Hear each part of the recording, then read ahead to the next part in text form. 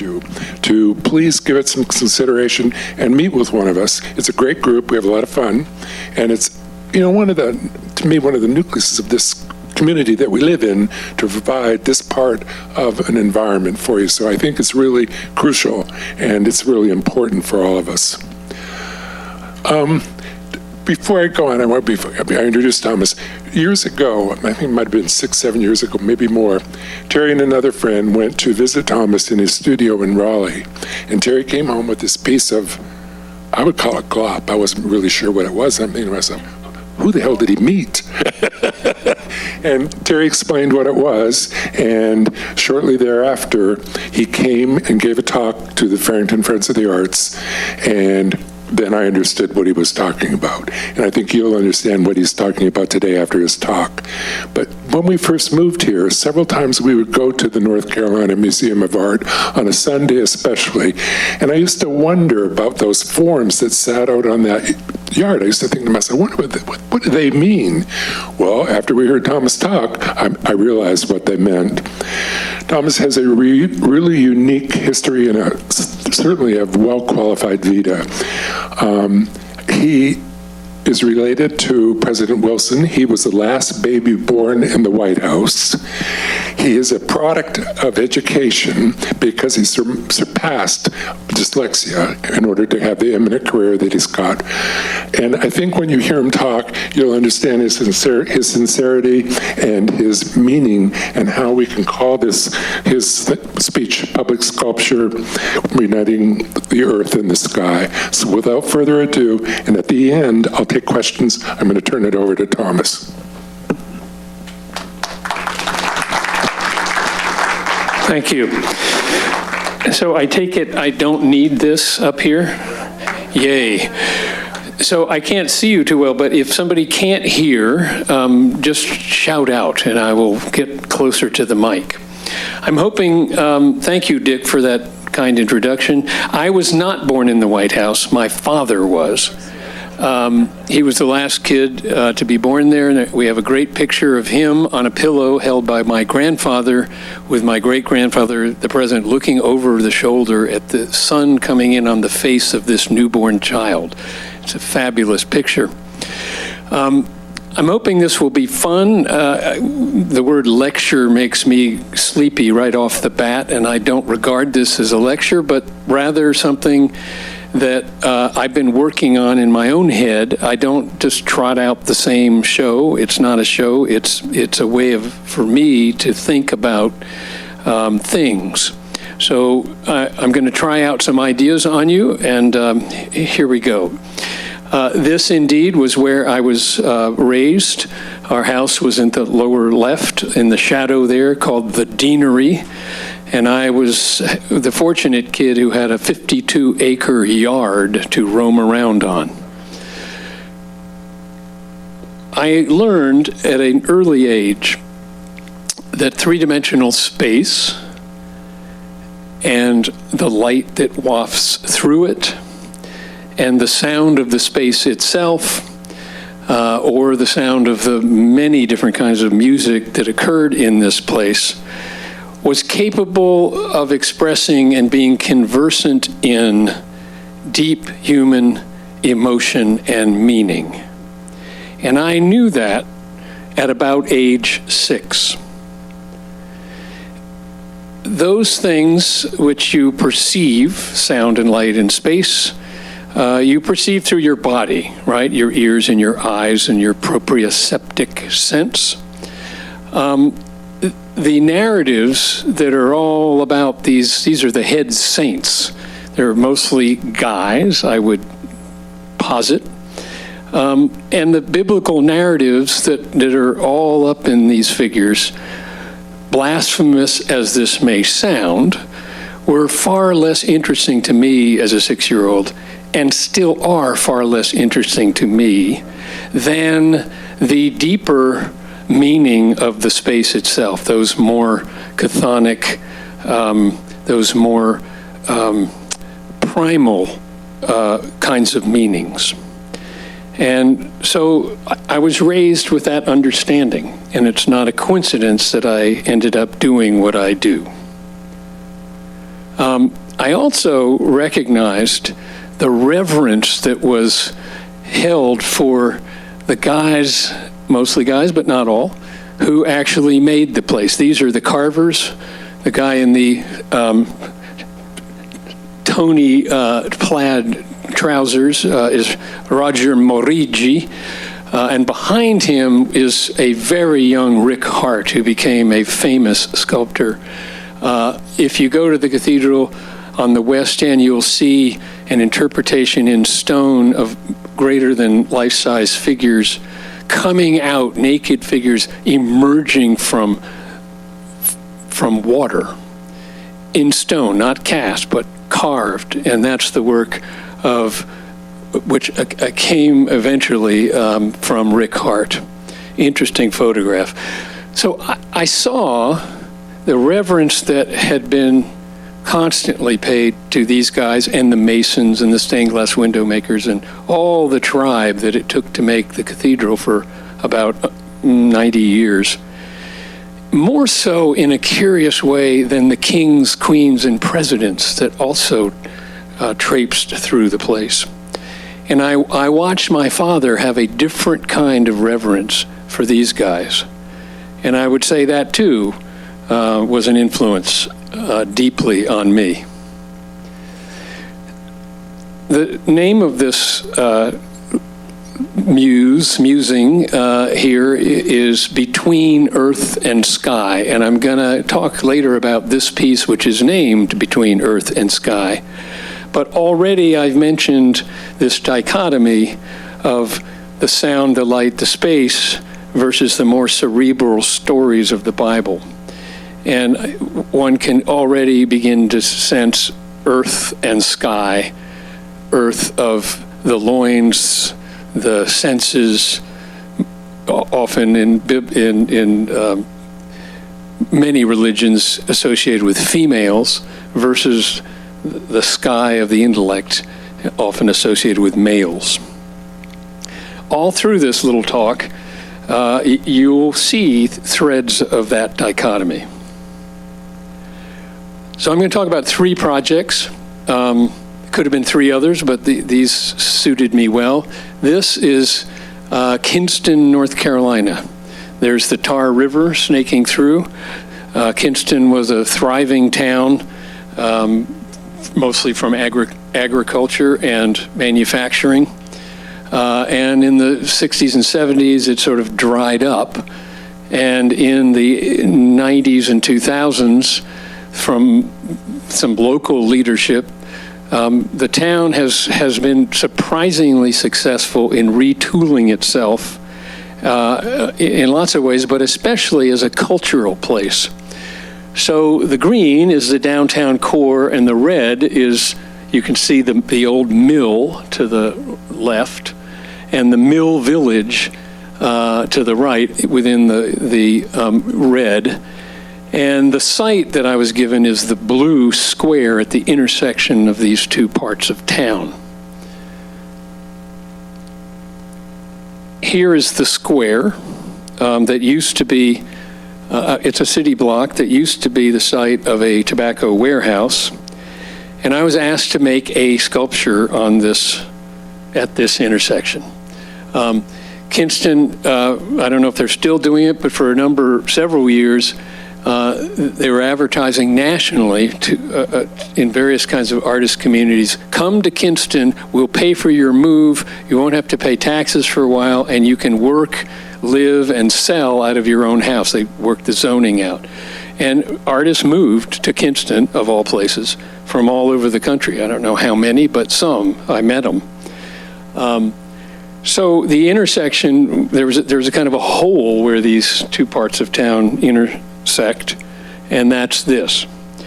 So I thought to take up the entire site was not a good urban renewal move. So I was up on the street, on the sidewalk you see there.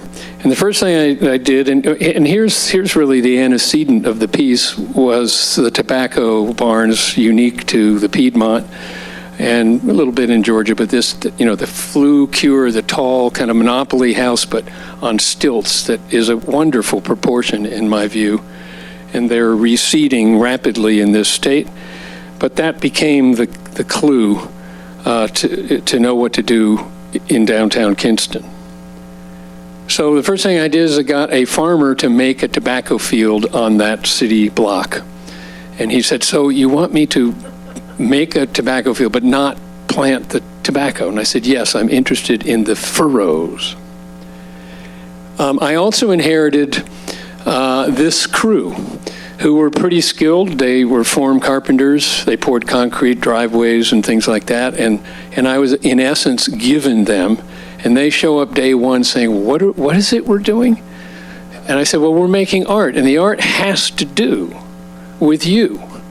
And if you're willing to participate, you will become connected to it in ways that you cannot imagine. So here was my crew, all strangers to me except the guy in the orange shirt who was a Confederate that I brought with me. So they knew how to run rebar. They hadn't seen this gizmo which allows us to bolt to it and lift it up. They were intrigued by the notion of pouring a sidewalk and then lifting it up. They had never done that before. So into that mold, which you might have seen, looks suspiciously, there's that gable that we saw earlier. There is a window and a door in it, you can see. So into that mold, we pour concrete tinted with iron oxide to be the color of the earth, which indeed is why that earth is the color it is, from iron oxide, same material. We then float it, and in this case, threw dirt on their beautiful, nice, level finish. They thought that was a little bizarre, the idea of throwing clods of dirt on this very smooth finished but still wet surface. And then after 28 days, when concrete reaches about 90% of its strength, the 7 tobacco barns are ready to be lifted. You'll see how those pipes are temporary braces, and the crane shows up, a 90-ton crane to lift 40,000-pound tobacco barns. And here is a conversation I've had a number of times. Here's the crane operator. Even with the sunglasses and the shadow on his face, you can kind of sense the skepticism. And you can see my expression, hoping I can win him over, because if I don't, and if he doesn't think this is kind of cool, it's going to be a tough day. So it all kind of worked out. Here is one of the tobacco barns coming off the furrow. You can see the window. I wonder if this little pointer will point. Oh, that was maybe a bad idea.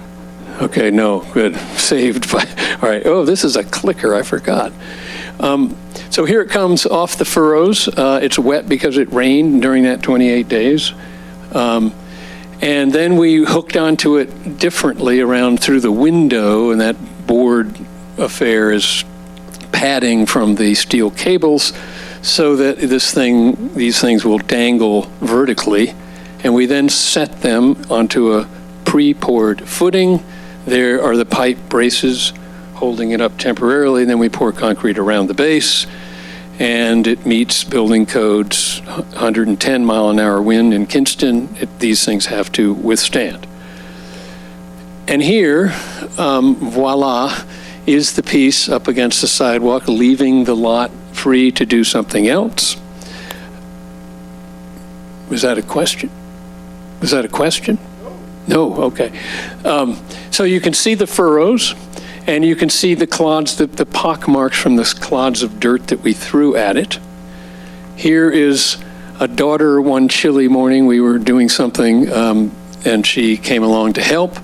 All the doors line up like a colonnade perfectly, and it's a city block in length. Hearkening back to what was there, torn down probably 30 years prior, a tobacco warehouse. Lighting of these things is, of course, important. So why would one want to cast in the dirt? Sometimes we cast on top, sometimes we dig down in, and that's what I call earth casting. Well, there's a couple of answers. One is that it is a very affordable way of making very large, robust sculptures. Thinking of this in bronze is a staggeringly expensive proposition. It could be done, but I don't have those kinds of budgets.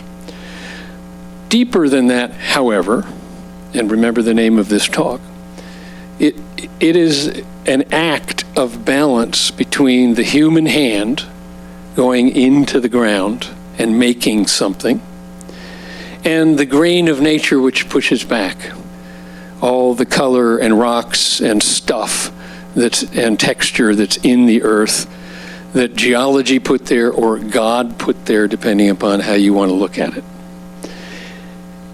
And what comes out is a balance, is a structure, a thing, which is in perfect balance at that moment of when the concrete hardens, that is in balance between our world and our intentions as humans.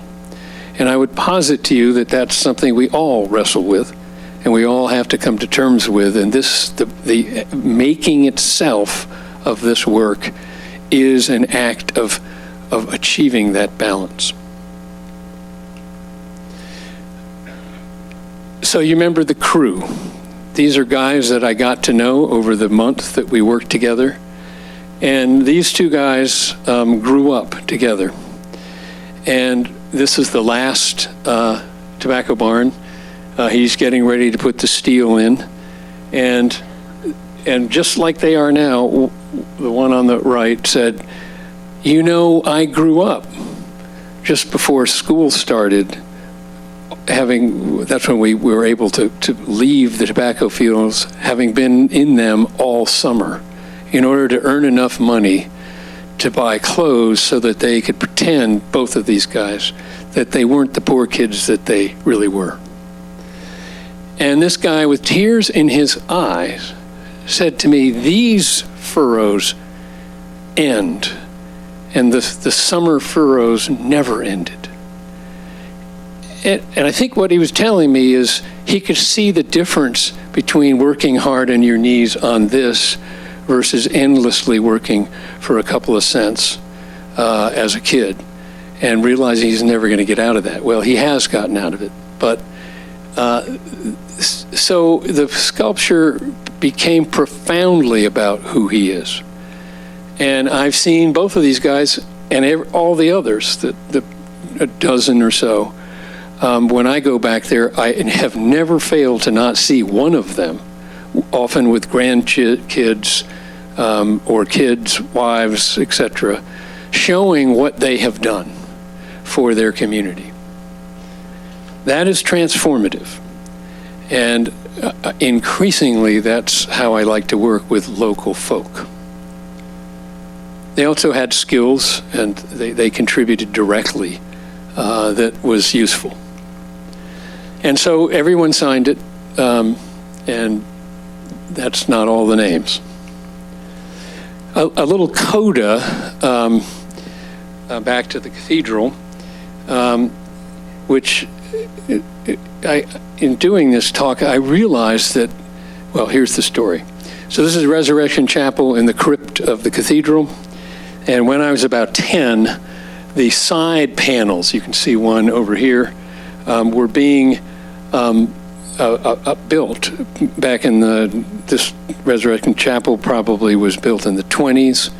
And so in the 50s or early 60s, some very talented mosaic artists from Italy came and did about 6 of these panels. And I watched these very skilled guys do a certain portion of one of those per day. And these tiles, these are not like your bathroom tile where they're glued to a mesh and you put the whole thing up at once. These are individually placed in wet plaster. And when the day was done or the morning, whenever the time frame allowed, this perfect grid of handmade tiles, the head guy would take a rubber hammer and he'd go bing, bing, bing, bing, bing, bing, and he'd mess up the very perfection that they had worked so hard to achieve. And the reason for that was so that the light would hit it and be alive. So, like digging a mold in the earth, we dig them as best we can. We made those furrows as crisply as we could, but they're never perfect. So, in a different way, these guys are soliciting the serendipity of what happens when you bang a wet thing with a rubber hammer, knowing that they need that life that they can't get otherwise. And I realized maybe I learned that as well from the cathedral, how I work. Here's the back two panels, and you can see even in this low light a little sense of what they were talking about by getting it alive because of the imperfection of the plane. Story number 2, I went to Chapel Hill. I had a really good scholarship, and that's why I was there. I knew nothing about the South, and I fairly early on fell in love with the Southern landscape and realized I was reading Faulkner, which is a dubious thing to do at age 21, but I was, and I got from Faulkner confirmation of my own direct sense that there's something haunting about our landscape here in the South. I was giving a talk on the coast to a bunch of scientists, and I came over a little rise, probably the only rise in eastern North Carolina, and there was suddenly Vermont. Much big, this is not the field, but as far as I could see, was white, and it was blowing across the road. And for some reason, I felt compelled to turn off, and I went down a little dirt road and kind of hid my car, lest the farmer wonder who I was. And I spent several hours walking around and even lying in the furrows, because I could hear the voices coming out of the earth. And the voices, some of them are very pained. Tremendous riches have come out of this crop, and tremendous human tragedy has been wrought because of this crop. And I had a sense of that, but it was also sublimely beautiful at the same time, in a very quirky, non-New England-y way. And so I felt compelled to make work from that experience. I wanted to kind of make Faulkner visible. And what came was a museum show that eventually toured 4 different museums. And it's very large panels. So there's really 4 pieces: left, right, the floor, and then the far wall, which I'll describe very briefly. So this is kind of an elevation of a cotton field looking straight at it. It's all made from really just Kills paint, that gloopy paint that you cover over stains on your wall with. It's fast drying and very thick. And the stalks are made with a clear material, and then the whole surface is covered with roofing tar. And then after a while, when it sets up a bit, which takes days or weeks, it's scraped off with little knives by my hand.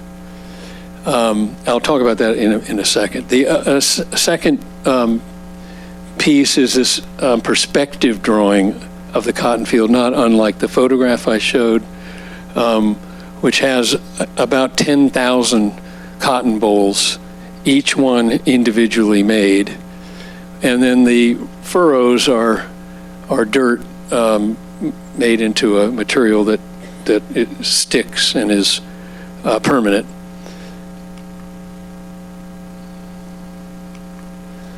Done horizontally. This is towards the end when I'm just sort of finishing up. It's 40 feet long by 8 feet. This is a pretty large. In New York, everything's a painting. I'm not sure it's a painting because there's no paint, but it functions like a painting.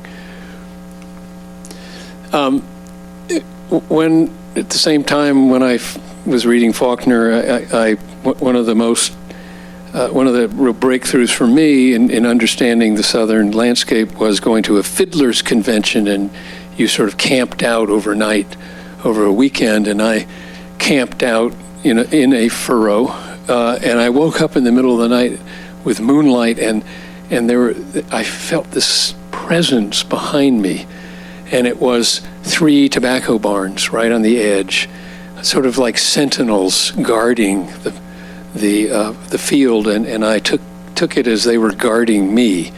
And so here, 40 years later, are those 3 barns. A little bit a weird perspective of barns, more like you were inside looking out at the light coming in. But in this exhibition, they functioned like those sentinels way back. On the floor are castings, earth castings. This is just to show you that the barns are nothing but a white surface and tar scraped away to make the light come through. It's really gloopy, nasty stuff. You have to have a good washcloth at the end. So on the floor were these castings of different ways of touching the earth, different kinds of machines, and there's even a horse involved, and footprints of people, and different kinds of heavy equipment. Because really the show called White Gold is all about, in some ways, how we touch the earth. So we literally touch the earth, sometimes very violently, and cast. That's the upside, which became down on the floor. So here they are coming out of the field, which became the floor of the exhibition. So remember the mosaic guys, and remember digging in the dirt. So here, picture this as black, and with a fairly viscous tar. So after 2 weeks it becomes almost hard, but it's a little bit pliable, and you can literally cut it with a knife, like scraping it. And so each of these stalks and each of the cotton bolls is revealed one by one, with an idea of keeping the whole surface even, and having so I can dial up or dial down how the light comes through the film, the sort of sepia color, which is just, so tar, when you thin it out, it turns out it's not really black, it's brown. And so it's all about sculpting that material and making the light do what I want it to do, and to have an image, in this case of a cotton field, emerge.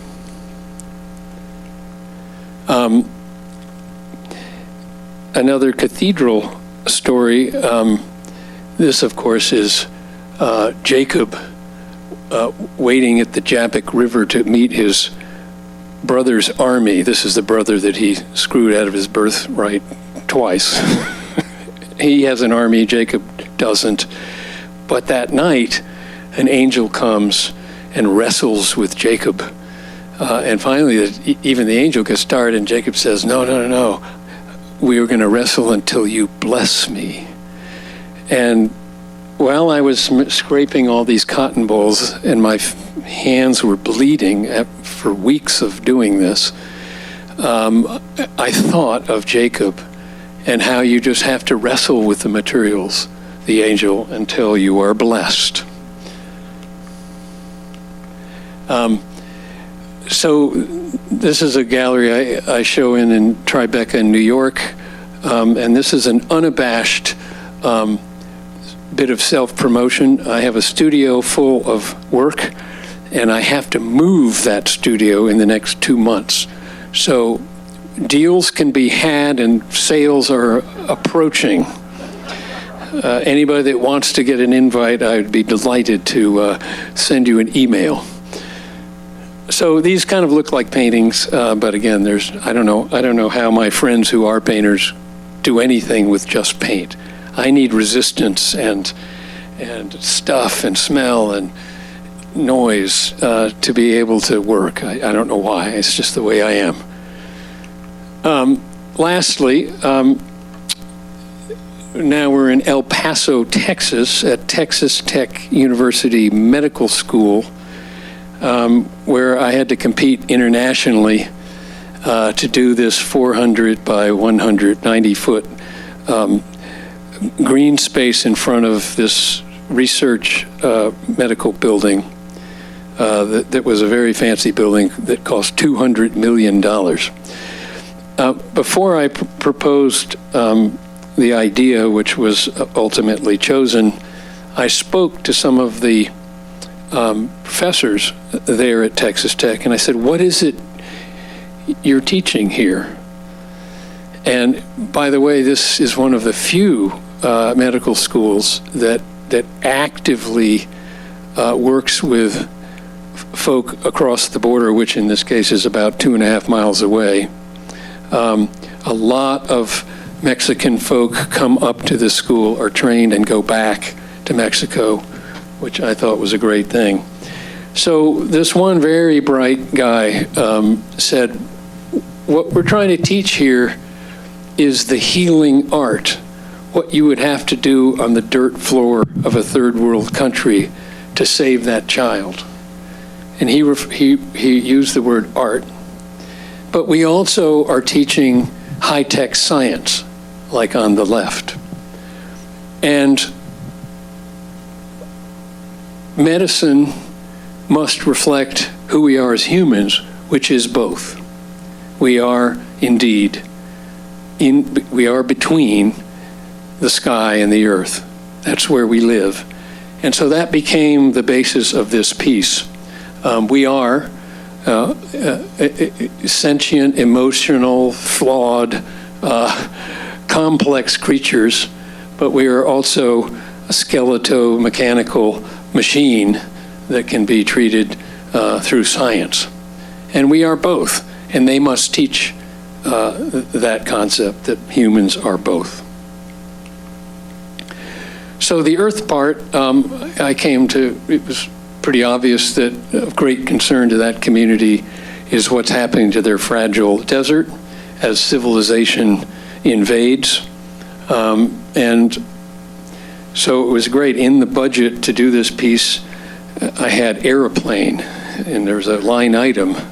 And I met this guy who was a celebrated colonel in the Air Force, and I thought, well, he can probably fly a plane pretty well. What I didn't know when he showed up is that word experimental means he had made that plane. And I said, okay. So he flew me around, and he would bank where I could, so I could get photographs. And I have hundreds of photographs of where, humans, for better and worse, have made marks all around El Paso. Or water. It's humans and water are the determinants of the terrain. I learned a lot from flying around with him, and it was really fascinating. So these photographs became patterns that, rather than carving in the earth, we got the earth, added water, and made a little bit like my friend down the road, Mark Hewitt, uses in his pots that you have one of near the front door. It's far less refined than what Mark uses, but it's similar. And we can, with tools that we've made, make marks in it. So this is the mold in earth, and this is the casting in concrete. It's hard to tell the difference. And you can see the early morning sun raking across. It's really quite beautiful. So here are the molds. I think there were about 60 of them. Here they are ready to move from Charlotte to El Paso. It took 4 semi-trucks to do that. And here, voila, is the finished piece. So there's an earth part where we've taken a very flat, it's very flat in El Paso except for the Rockies. The end of the Rockies are right there. So we've made a garden really that has some terrain, And then sprouting out of it are these stainless steel wind vanes that respond to the very windy place that El Paso is. Each of here's the dirt. This is a bit, the sun is a little harsh here. We don't have as many shadows. Better photographs are coming.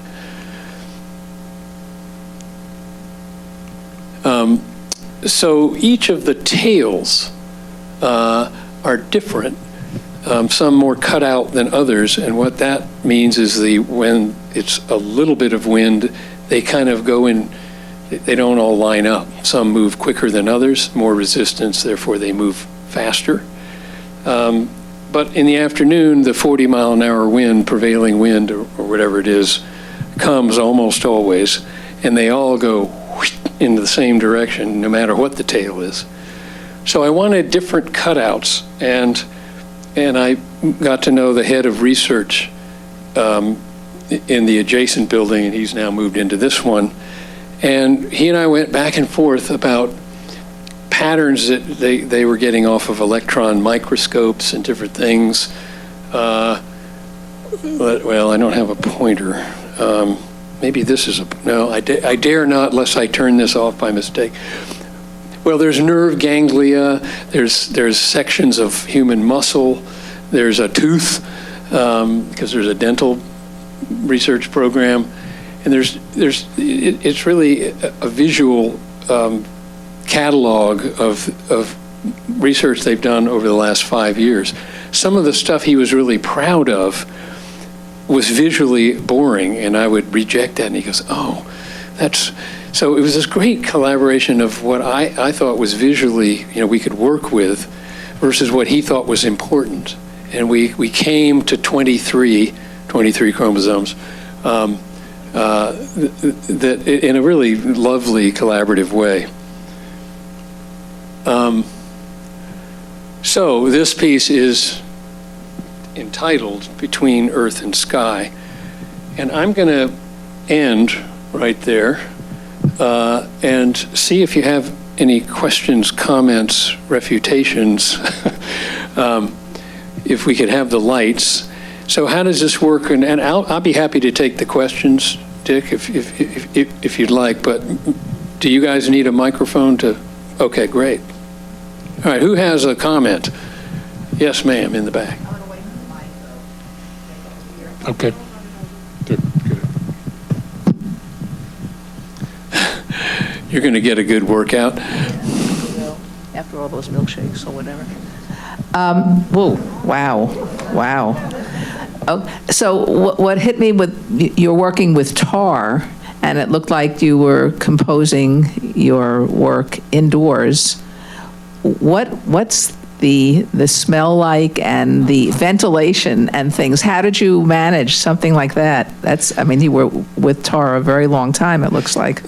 Great question. I know a lot of artists, some of whom are not with us anymore because they just blew off, issues of health and toxicity. And so I've been very careful for decades about that. I have big OSHA-approved ventilation fans. So there's always a breeze, and I'm upwind of it, and I still smell it, and it has become a kind of endearing smell to me. Other questions? Yes. I think your work is extraordinary. It speaks to me personally in that I was a boarding student at National Cathedral School in the 50s, and when your father was as dean. Yep. And I spent hours with my fellow students in the cathedral just watching the artisans and watching the cathedral become more and more complete while we were there, and had a very personal relationship with the building itself. And it's amazing to me that as a very young child, you absorb that kind of thing and were able to translate it into this kind of art. It's beautiful. It speaks to me about the fact that a building like that can endure in so many different ways, not just to the building itself, but in the way you're expressing it. Well, thank you for those comments, Thank you. and lucky you had a relationship with the Lucky me. cathedral. Might I ask, were you there during the era when my father would, once a year or so, sing folk music? I was. Well. I was. He collected Appalachian, mostly songs, and he would play them to all the lovely girls. I would try to tag along as best I could when I was 14. Your father was an amazing Carrying man. his, We I all was thought the he was- roadie. Other comments? Yep. So my father was a carpenter and used all the stuff that you've just talked about. And I paid my way through college doing the same thing. I'm curious about the relationship you have with the blue-collar guys that help you. Because in today's world, you know, white-collar people don't often mix with blue-collar people, and I've always thought that was a terrible crime because they both bring a lot to this world. So I'm just curious about that from Well, your I could perspective. answer it that's a great question. So there was a dedication of a piece 2 weeks ago, and there were a lot of muckety-mucks that had been invited, and pretty high-level muckety-mucks, and there was a little bit of a glitch there when I made it clear that anyone who had worked on it, think blue collar, was welcome to be in the front row. And I got some pushback about that, and I said, if they're not invited, I'm not coming. And that's how I feel about it. Ricky Pierce is a guy I've worked with for 30 years. I have flown him all over this country. He shows up, and the backhoe that he likes is there rented for him. He's that good at digging, you know, spheres and things with backhoes, which is very hard to do. And so here's a guy who will leave his grave digging and foundation digging business with a little bit of notice, charges me more, which he should, and loves doing it. And I need him. He and I are brothers in this. So great question, thank you.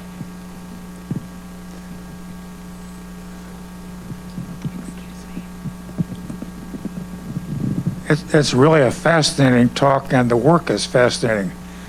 Thank you. You started as a classical sculpture, from what we've read here, and you move into a totally different kind of sculptural work. And what is left in my imagination to know about, and I expect most of us would like to know about, is how you made that transition to achieve all this success and magnificent art on a very large scale from an ordinary Giacometti-like sculpture in the beginning.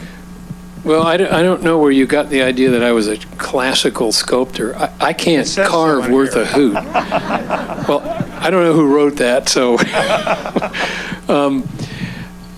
It's interesting. I majored in English, and I very timidly stuck my toe into the art world, art department. And I quickly realized that that I knew how to make things far better than most of the, art majors, who were all about coffee and pot and hanging out and being, acting like artists, which I had no interest in, and I still don't. So I'm a maker, and I travel in the art world, but art comes from all over the place, comes from different sources. Mine comes from the cathedral, comes from being a welder when I was in high school. I was a good welder, and that gave me power, and I could do things. My father was a woodworker, so he would have to make dovetail joints and these, but in 30 seconds I could weld a piece of I-beam together and have it far stronger than that dovetail joint ever would be. So for a 16-year-old oldest son, that's important. If you've read any Greek tragedy. Thomas, thank you so much for being with us this afternoon. I wonder if you could just touch briefly on the work that you've done in my hometown of Clearwater, Florida. And because I plan not only to go there and see it, but I plan to take in some of your other sites as well. Thank you again. Well, Clearwater, Florida. So it's, if I'm not mistaken, I'm not positive about this, but so this is a courthouse, federal and state somehow are both in there. There's a prison not too far away, and there's a percent for art by legislation. So they had to do art, and somebody realized that the fountain in front that all the courtroom lobbies look down on hadn't worked for years, and so the site was the old fountain.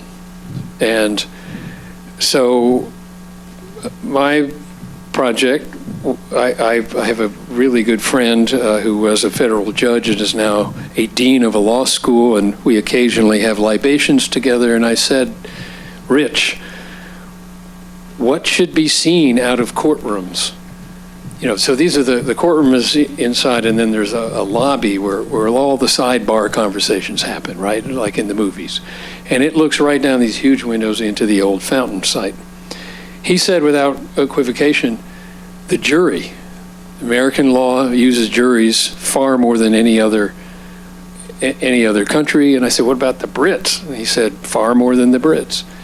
And so when you walk out of the parking lot into the front door, there are these vessels that are kind of above your head.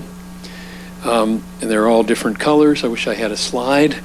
They're on little plinths, and there's a surround, and it's kind of an interesting garden you're walking by. When you get up and look down, you see that it's a jury box, and written around in granite or marble is both the state and the federal constitution guaranteeing you a right to a trial by your peers.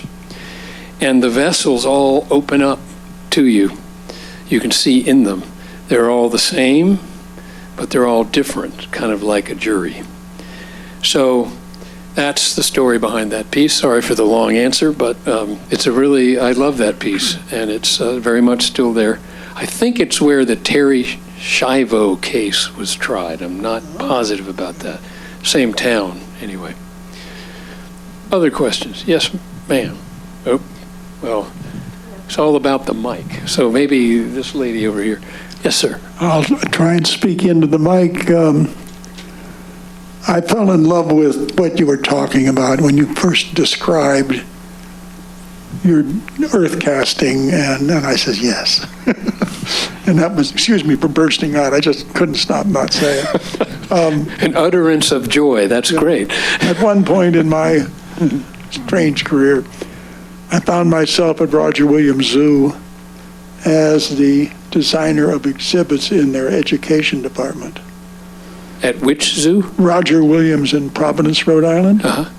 Never been there. And there was a gentleman who worked at the Blind Society who said, can my students design a tactile exhibit to embellish the entryway into this education building, which was new? And we spent marvelous amount of time with blind kids, teaching them how to mold clay and all that sort of thing. And so art becomes something when you touch it with real people who know stuff. And so I just wanted to thank you for carrying that art forward, and the fact that people are part of what's going on. They have to be. Thank you for that Thank you. comment. Thank you. Yes. I had a rather interesting, intimate relationship with tar when I was a child. Did you now? Yes. In Wilmington, North Carolina, in the hot summertime, tar bubbles up and becomes chewing gum. Ooh. I don't know how many here, maybe a lot of you have had that experience. My mother didn't like it at all, Imagine she didn't. but I loved it. And I loved the shiny darkness of it. And I had a wonderful relationship with tar as a child. Let me ask you, did you thin it out and realize what a lovely color it really is? It's kind of like molasses. Until it gets really thin and it becomes that sepia color that is Yeah. extraordinary, in my Yeah. view. And I love the memories of chewing tar. I don't want to get too intimate here, but your teeth from here look pretty good.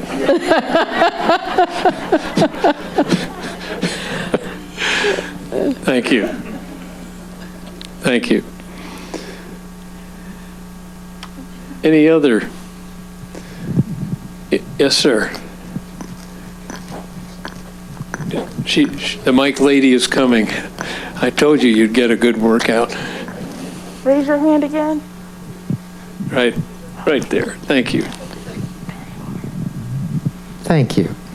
I'd just like to say that over many years, I've heard many, many artists speak, and few have presented things as well as you have. I mean, you're tremendously articulate.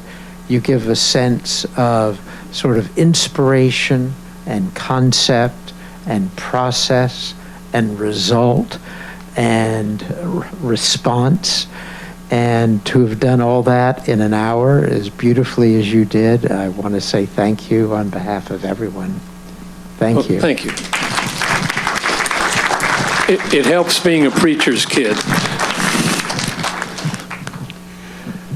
Okay, if there aren't any more questions, Thomas, thank you very much for coming. We really appreciate it. By the way, if you didn't know, you can get a follow-up with Thomas by going to, PBS has a complete show on him. You can get it at YouTube, on a YouTube. It's about 47 minutes long, and it's brilliant. Terry and I went to the premiere a few years ago at North Carolina State, and it's still available. So if you want to follow up, that's an easy thing to do. But you can see why, and thank you for saying what you said, why he's such a good speaker. He is a good speaker. All these combinations make a wonderful person for us to have here. Thank you very much. Let's give a round of applause. Thank you. It's been fun.